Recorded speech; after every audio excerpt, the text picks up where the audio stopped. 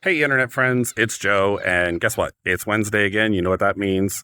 I'd like to share a story with you this week about something that happened yesterday, actually, a conversation I had with the owner of an investment advisory firm and a staff of about 15 people or so. But before I do that, I just want to make a quick point to all of the people in New England where I grew up that asked me why I put up with hurricanes and alligators. This is why, everybody. It's January. This is why. So, back to my story. So yesterday, I was talking to the owner of an RIA. Let's call him Steve for today's purposes, just to keep everybody, safe and anonymous. And I was talking to Steve, and he was sharing with me a lot of concerns he had, and was wondering if the star scalability method would help him out of it. And what I realized was everything he was talking about was a symptom. He was trying to treat the pain, not the cause of the pain. So we started having some conversation about some very tough questions. I'll spare you all those details, but at one point, it came up that he wasn't happy with the performance of his new operations manager. And she'd been with the firm quite a while and had been promoted to that role. And he actually said to me, and this struck a nerve, she's lucky to even have a job here. Now, I want that phrase to be a red flag for everybody. Okay? If you find yourself saying that or thinking it, doesn't mean you're a bad leader. Okay? But you're obviously angry and you're reacting to a situation just like Steve was. Okay. Now his operations manager, her name was Jen, obviously not her real name, but Jen was really struggling with a lot of the duties of her new role. And she'd made a pretty big mistake. Okay. This wasn't something minor. This is something that could have been a big issue for the firm. Luckily, they caught it in time and they were able to self-report it and get it corrected. But I understand the anger. Okay. And here's the other thing. I also understand Steve's point of view. I've said those words before. Okay. I have said that. I'm not proud of it, but I've done it.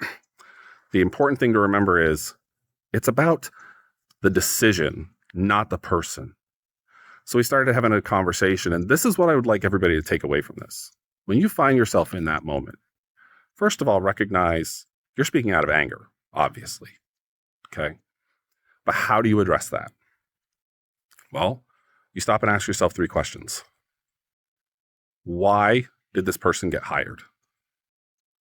2, why did they get promoted? And 3, what have they contributed over the days, weeks, months, even years that they've been with this firm? Okay. Do a true assessment.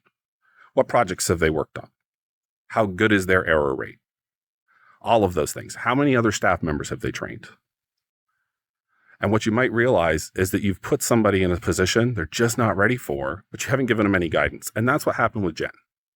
I had a conversation with Jen. I put Steve on mute and brought Jen into the Zoom room, and I asked her some pointed questions. And again, for the sake of today's story, you're shortening up a little bit. The crux of the situation was she was put into a job where she could do the functions very, very well, but nobody had ever taught her how to manage or lead staff. And they had never taught her how to supervise somebody else's work. So we ended up having a very frank conversation. And what Steve realized was that, first of all, Jen should have asked for more support. But Steve also should have been more prepared to support her.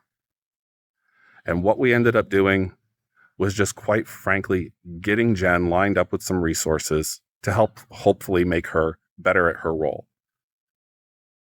But Steve had to acknowledge she was hired for a reason. She did her job very well. But they promoted her because she was good at a task-oriented job. And management and leadership is very different. She wasn't qualified for that yet. Doesn't mean she can't be. It means she wasn't yet. And so we have to address that.